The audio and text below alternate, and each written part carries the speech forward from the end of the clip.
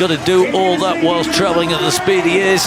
He comes through, look at that, 0.245. This is a massive push here from Henry Kiefer on his way down. Doesn't want to give away any time. He needs to keep pushing. It's 3 seconds, 3.6. Look at this run. This is going to be astoundingly quick. Ryder, who is on serious form. It's his second, it's his final chance to take a win.